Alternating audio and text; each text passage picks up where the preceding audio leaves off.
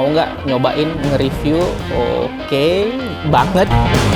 Ya pandangan pertama tuh gila, ini wood panel, kemudian desainnya yang penglihatannya kayaknya ini ergonomis banget.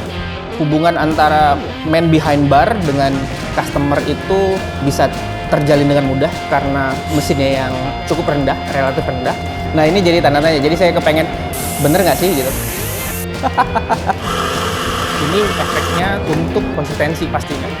Dan ini bisa kita atur sampai 60 dan 103. Wow, udah saya. Apakah ini cocok untuk semua pasar yang ada di Indonesia? Saya pikir kopi Indonesia butuh diperkenalkan lebih ke arah kualitas, nggak melulu harga murah, nggak melulu semua kalangan bisa menerima.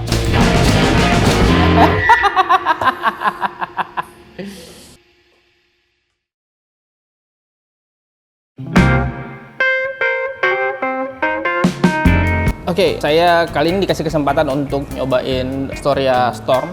Sejujurnya untuk hands-on langsung saya belum pernah. Jadi ketika ditantangin untuk mau nggak nyobain nge-review, oke banget gitu. Nah, soalnya sejarahnya di tahun 2017 nih launching, setahu saya di tahun yang sama kayaknya seluruh industri kopi lagi heboh dengan flow rate, Mas. Nah, jadi ada beberapa brand di waktu yang bersamaan kepengen menghitung ekstraksi kopi yang dilakukan di sebuah mesin espresso dengan cara menghitung berapa banyak jumlah air yang kita distribusikan untuk melewati bubuk kopi. Sebelum-sebelumnya yang dilakukan adalah kita menghitung berapa yang lepas. Nah, ini enggak berapa yang kita input kayak gitu. Nah, jadi ini yang menjadi tahun yang menarik bagi perkembangan mesin espresso di dunia gitu. Nah, salah satunya Storm. Nah, jadi ketika diajakin ya saya kepengen banget untuk menjajal langsung. Terus berikutnya ya biasanya saya kalau misalnya mau mencoba sesuatu ya saya bakal cari tahu lebih dalam gitu ya. Jadi kalau orang bilang riset tapi hanya via internet dan segala macam. Nah, banyak sekali penilaian positif tentang teknologinya otomatis gitu. Yang kedua tentang penampilan. Waktu saya pertama kali nyampe ke sini juga ya pandangan pertama tuh gila, ini wood panel, kemudian desainnya yang ergonomis. Saya lihat ya baru dari penglihatannya saya ngelihat kayaknya ini ergonomis banget gitu. Berikutnya lagi hubungan antara man behind bar dengan customer itu bisa terjalin dengan mudah karena mesinnya yang cukup rendah, relatif rendah. Ternyata ada review yang sedikit bikin saya agak ngernyit gitu. Ternyata di salah satu review yang saya baca, penggunaannya tidak begitu mudah. Nah ini jadi tanda tanya, jadi saya kepengen bener nggak sih gitu, soalnya harusnya dengan Astoria as a brand sebagai sebuah company yang udah cukup lama dan salah satu yang terbesar yang saya tahu di Italia dan di dunia gitu ya. Saya pikir penggunaan itu menjadi poin penting bagi mereka yang pasti udah mereka pikirkan, dan setahu saya mereka bekerja sama dengan banyak barista-barista top di dunia untuk ngebangun ini mesin gitu. Jadi kok bisa ada penilaian tentang penggunaannya itu dapat nilai yang paling rendah di antara penilaian yang lain. Bukan rendah, tapi paling rendah dibandingin penilaian. Contohnya misalnya teknologi yang disematkan di mesin ini, kemudian tampilan dan segala macam. Nah, tapi penilaian tentang si penggunaan kok relatif lebih rendah dibandingin penilaian yang lain gitu. Dan itu kepengen saya buktiin sendiri sebenarnya semudah apa sih untuk diaplikasiin, dan kemudian yang paling penting bakal konsisten nggak. Yang menjadi yang menarik dari si mesin ini adalah bisa memastikan konsistensi hasil seduhan. Nah, faktornya bakal banyak kayak gitu sebenarnya, selain kopi, grind, size, manusianya si barista gitu. Nah, tapi dari sisi mesin di sini mereka menjamin konsistensi suhu, kemudian pressure, dan akhirnya ya seduhan gitu. Dan menariknya ini bisa kita explore lebih luas dan ada tampilan di layarnya nanti kayak gitu. Dan saya pikir ini bisa jadi, kalau saya nggak salah bahkan ini pelopor ya kayak gitu. Nah, apa yang kita lakukan itu tercatat semua dan kita bisa melihat langsung ketika kita melakukan proses nyeduh kayak gitu. Ya itu sih. Siap. Salah satu yang menarik dari mesin ini, dia punya layar yang cukup gede, kurang lebih 5 inch. Kemudian kita bisa mengatur masing-masing grup dengan parameter yang berbeda-beda. Nah, tapi sebelumnya kepengen saya jelasin, kalau misalnya mesin ini punya istilahnya itu multi boiler, jadi ada boiler utama untuk hot water dan steam, kurang lebih 8,5 liter totalnya. Kemudian untuk masing-masing group head juga ada boiler sendiri, kalau nggak salah saya 1,5 liter. Dan artinya apa? Penyeduhan menggunakan boiler yang berbeda, jadi nggak keganggu. Jadi ketika dalam kondisi rush hour, kita nyeduh butuh hot water dan nyetim, ini nggak akan ngeganggu suhu penyeduhan ataupun suhu ketika kita nyetim. Nah, ini efeknya untuk konsistensi pastinya, begitu. Secara teori, begitu. Nah, berikutnya ini saya coba untuk masuk ke fitur-fitur yang ada di sini ya. Oke, masuk. Di sini udah ada informasi yang cukup banyak, hari, tanggal, jam, kemudian apa yang kita nyalain. Contoh di sini pemanas cup, di sini bisa dinyalain, dimatiin. Kemudian ini untuk lampu. Oh, ini untuk energi ya. Nah, ini untuk lampu mati. Nah, jadi ini jadi fitur yang sangat menarik belakangan. Kenapa? Pencahayaan di kafe bisa seperti apapun, dan mesin ini dan si barista nanti nggak akan terganggu dengan pencahayaan yang ada di bar. Jadi ini udah ada untuk nunjukin warna dari seduhan, warna krema, warna si espresso. Tapi kalau misalnya ternyata kondisinya terlalu terang, untuk menghemat energi, ya bisa kita matiin kayak gitu. Kemudian di sini masuk ke pengaturan. Oh, ini kita bisa individual matiin grup ini, yang ini mau dinyalain. Nah, ini bisa, jadi bisa menghemat listrik. Seberapa besar nanti lihat buku panduan. Nah, berikutnya di sini diatur 93 derajat Celcius, 62 hari penggunaan kayaknya. Kemudian mode-nya nanti kita cobain satu-satu. Tapi ini saya mau nyoba yang user menunya kayak gitu. Nah, kemudian parameter.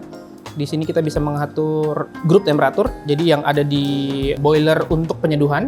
Di sini pengaturannya bisa seperti ini, bisa plus minus.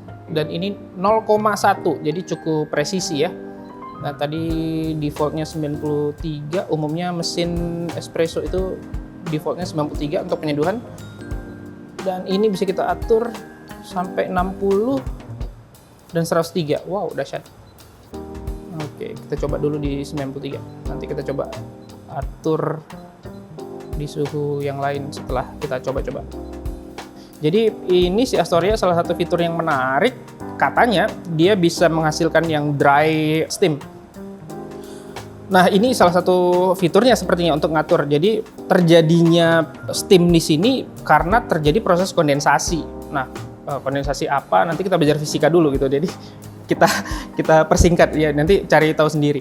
Nah, kondensasi itu prosesnya ada dua nanti. Nah, tapi di mesin espresso pada umumnya kondensasi terjadi karena ada panas dan pressure. Dan makanya di sini kayaknya semakin rendah dan semakin tinggi bisa mengatur semakin basah ataupun semakin kering hasil steaman. Nah, tapi nanti kita coba.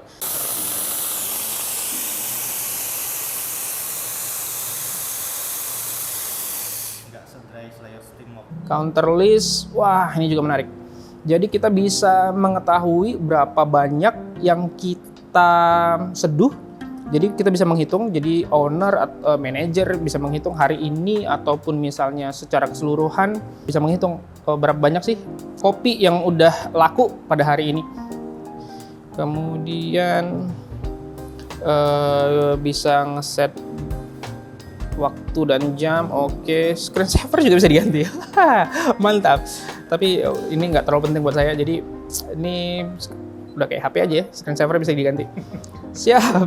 Kemudian kalau saya sih ini yang penting. Nah, di sini ada untuk hot water.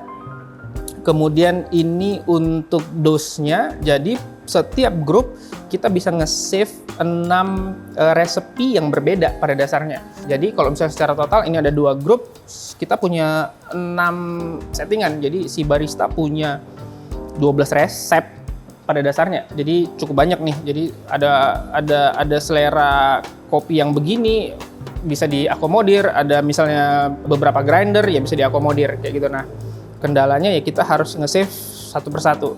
Tapi menariknya kalau misalnya mau di-copy bisa nih. Nah, jadi dari grup yang satu kita pindahin ke grup satunya lagi. Oke, nah kemudian penggunaannya.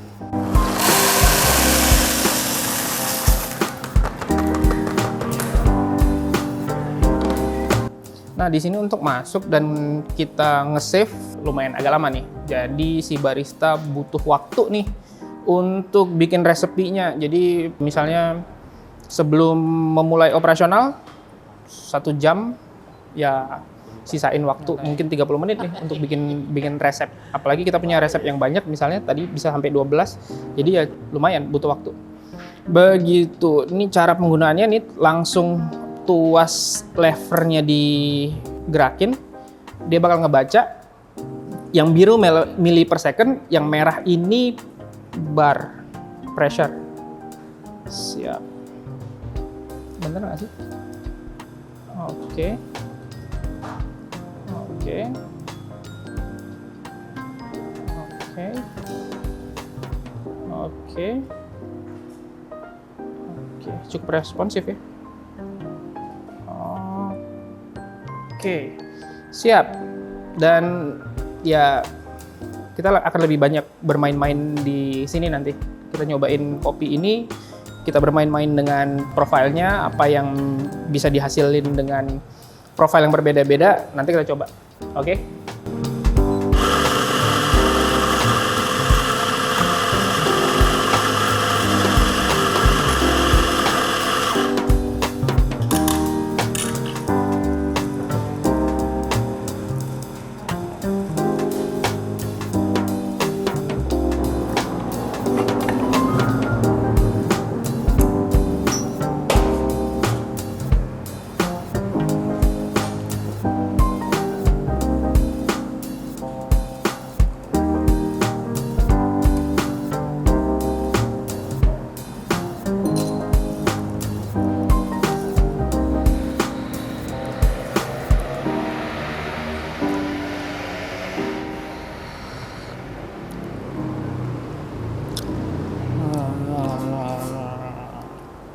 Coba lagi mas. Percobaan pertama nggak menarik mas. Saya masih mencoba memahami behavior dari si grafik ini gitu, dan saya masih belum paham intinya itu. Siap. Artinya itu yang bisa saya copy ke mesin lain. Yes. Jadi ini saya copy ke laptop. Dari laptop ini bisa saya copy untuk ke mesin lain. Betul. Oke, siap. Via Mantap. flash disk. Jadi ada flash disk. Iya, Bisa. ada USB portnya ya. Yes. Oke, jadi kalau misalnya kita pencet tuas ini, dia akan menghitung berapa mili air, kemudian berapa waktu yang berjalan, berapa bar. Nah, kemudian berikutnya setelah saya matikan, di sini nanti ada muncul hasil akhirnya itu kurang lebih 76 mili. Nah, tapi setelah saya cross check tadi 90 gitu kan. Tapi setelah saya cross check ternyata hasilnya 56 gitu. Nah, jadi maksudnya ada perbedaan. Nah, perbedaan ini saya harus memahaminya dengan cara seperti apa. Itu yang belum saya pahami gitu. Tapi ini percobaan pertama. Nah, nah terus ini saya kemana? X silang, bisa save. Iya, save. Save. Oke. Lever. Yang lever. Nah, kemudian untuk menggunakannya saya tinggal pencet habis atau Kalau menggunakan ininya, tadi pakai pencet ini. Pencet ini lagi. Ini berarti nggak usah saya pakai. Nggak usah. Jadi yang tadi si rate-nya atau si levernya ini udah di setting, itu ke save di sini. Jadi nanti dia akan bermain sendiri di dalam. Siap. Terus saya mau ngecek yang tadi bisa. Bisa. Ini ya. Pas Debbie carry. Nah, tadi di sini tuh angkanya 89 mili. Milih. Oke. Dia cuma ngecek diagramnya aja nih, kalau detail berapanya. Saya tetap harus pakai timbangan untuk cek yield. Yes. Ya. Iya. Oke. Jadi flow rate-nya itu apa dong? Kan tadi udah ada tuh gram per second tuh. Yes. Nah,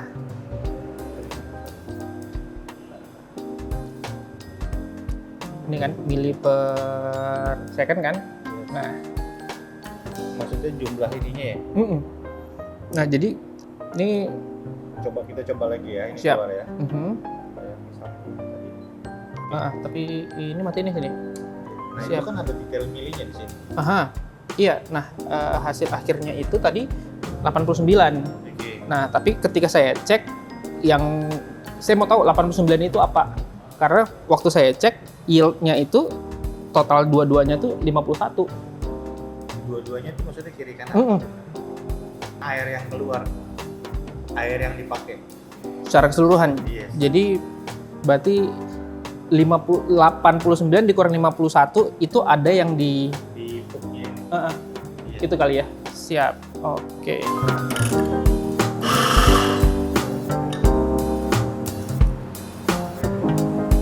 Siap.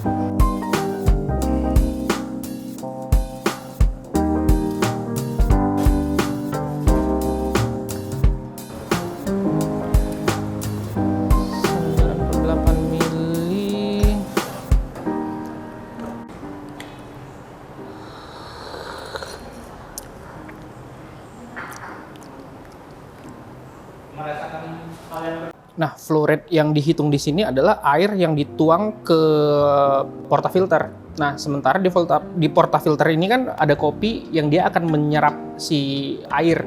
Nah, jadi yang tersisa di sini nih tidak terhitung nanti di timbangan kan. Nah, itu yang bikin ada perbedaan. Contohnya tadi di sini tercatat 89 mili total yang dituang, ketika ditimbang ternyata tadi 50 milian. 50 gram. Nah, jadi kan kurang lebih ada 40 graman air yang tersimpan nih di bubuk kopi, di pak. Kurang lebih begitu.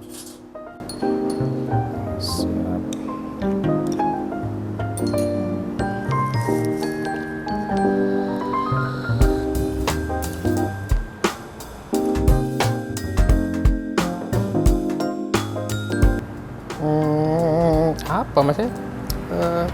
Kenangan masa lalu kali. Kalau dimarah-marahin customer. Ya, soalnya saya tumbuh kembangnya di situ kan gitu. Jadi ketika sibuk tetap harus melayani, tetap harus ramah tamah, tetap harus fokus sama produk juga gitu. Jadi saya pikir itu nggak bisa saya temuin di kondisi yang lain gitu. Kalau ketika ngerosting lebih parah lagi. Cuma ketemu green, brown, nge-bag. Green, brown, packing. Ya. QC-nya besok.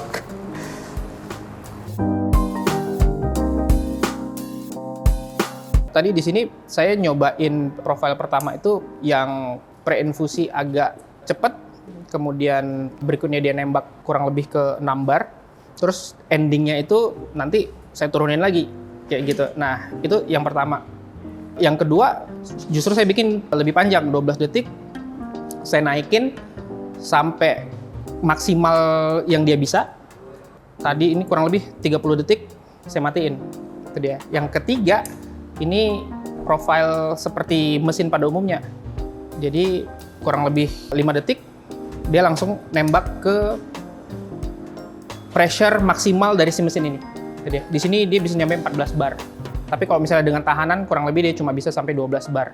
Nah, jadi dari 3 profil tadi untuk kopi yang saya pakai ternyata ya saya udah nemuin salah satunya udah cukup menarik kayak gitu. Nah, itu di profil yang pertama tadi saya set begitu. Jadi ya masih ada kesempatan untuk 3 profil lagi untuk di satu grup kayak gitu. Jadi saya sebenarnya masih punya kesempatan untuk mencoba profil yang berbeda untuk melihat potensi si kopi seperti apa. Tapi ini sepertinya saya udah ngedapetin borderline batas bawah dan batas atas dari si espresso yang saya bawa, kopi yang saya bawa gitu. Jadi ya dalam waktu kurang lebih berapa kali percobaan ya? 8 kali percobaan ya mudah-mudahan kalau misalnya ini sebuah cafe ya saya udah ready untuk serve ke customer kayak gitu. Untuk percobaan pertama buat saya karena ini baru pertama kali saya make atau gunain si mesin ini. Nah, tadi yang saya nyeduhnya itu yang rada soft kayak gitu. Jadi preinfusinya di sini tadi kurang lebih 8 detik, kemudian nggak nyampe 9 bar. Nah, kemudian di akhir saya turunin lagi gitu. Jadi grafiknya kurang lebih seperti naik, rata, turun kayak gitu. Efeknya si espresso ini punya body yang lebih soft, kemudian asemnya lumayan terekspos gitu. Nah, terus lebih lembut aja. Nah, jadi ya secara profile ya espresso yang saya mau kurang lebih seperti itu gitu. Jadi nggak full body banget, nggak terlalu banyak cita rasa, terlalu intens maksudnya gitu. Nah, jadi yang lebih soft, yang lebih lembut, kurang lebih begitu. Nah, jadi saya pilih profile yang pertama.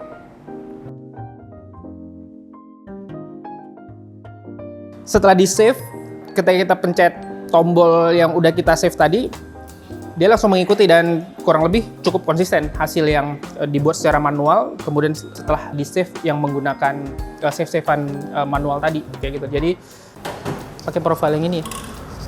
Oke, dia split kan ya?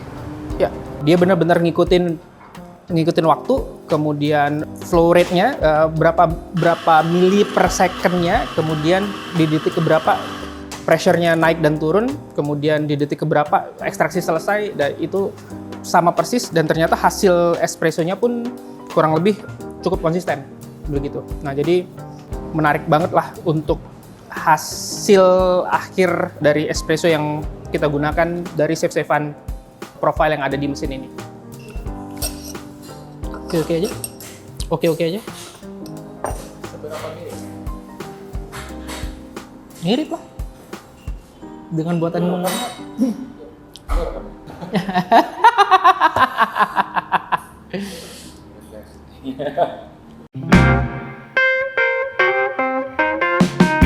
sepenuhnya akhirnya enggak ya gitu, tapi ada part yang kalau misalnya menurut saya kalau misalnya ini lebih diperbaiki sedikit mungkin akan lebih mempermudah lah kayak gitu. Jadi contohnya misalnya kita masuk ke opsi ini, lanjut ke opsi yang lain, saya harus keluar dulu. Nah, jadi kalau misalnya nggak mesti begitu kan, ya mungkin akan mempercepat settingan aja kayak gitu. Nah, tapi secara keseluruhan screen-nya cukup responsif, kemudian untuk masuk ke option-option menu yang ada di mesin cukup gampang dan cukup jelas kayak gitu. Nah, jadi sebenarnya menurut saya ini udah cukup mudah untuk digunakan kayak gitu, dan berikutnya lagi mudah juga untuk diaplikasikan untuk ke beberapa orang sekaligus gitu. Jadi yang bisa bikin kopi enak hanya si A, berarti hanya si A tok yang akan memproduksi kopi yang berkualitas gitu. Nah, kalau di sini ya enggak gitu. Jadi kita udah set dan itu bisa direplika. Kalau misalnya ternyata inkonsistensi beans kita abaikan, inkonsistensi grinder kita abaikan gitu, kemudian teknik barista kita abaikan kayak gitu. Nah, jadi ya saya pikir mesin ini udah amat sangat mengakomodir untuk menghasilkan produk yang konsisten. Kalau misalnya mau di breakdown lagi, ya lumayan banyak collapsing, tamping, ya itu mempengaruhi. Kemudian immediately insert and brew gitu. Jadi habis kita insert nggak langsung dipencet, siapa tahu gitu kan. Ternyata nggak semua barista yang tidak menggunakan teknik yang seperti yang saya sebutkan tadi. Nah, dipersempit dan bisa diabaikan, menariknya begitu kayak gitu. Jadi ya si barista lebih dipermudah lah. Jadi nggak terlalu banyak yang harus difikirkan gitu. Soalnya bikin espresso sebenarnya kan banyak part yang harus kita lakukan kayak gitu. Nah, tapi dengan mesin ini ya ada banyak hal yang kita itu dipermudah.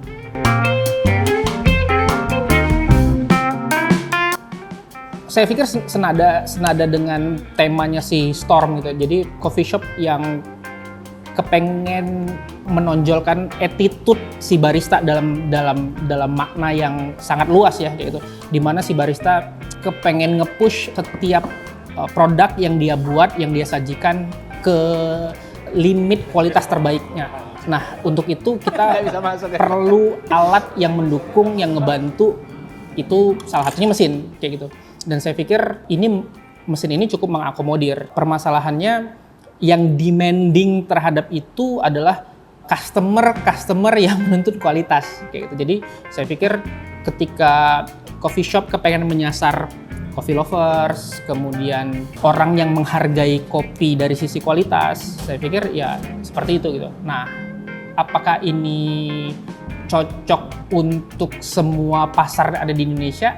Mungkin belum tentu gitu. Nah, tapi permasalahannya kalau misalnya kita ingin mengedepankan kualitas, saya pikir mesin berkualitas is a must menurut saya sekarang.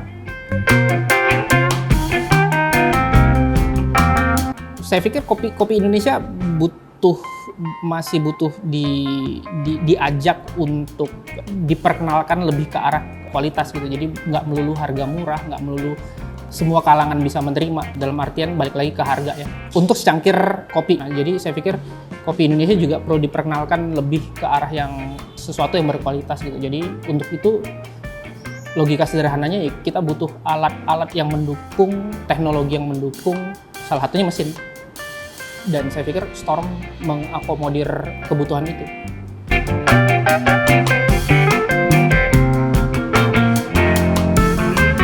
Dengan apa?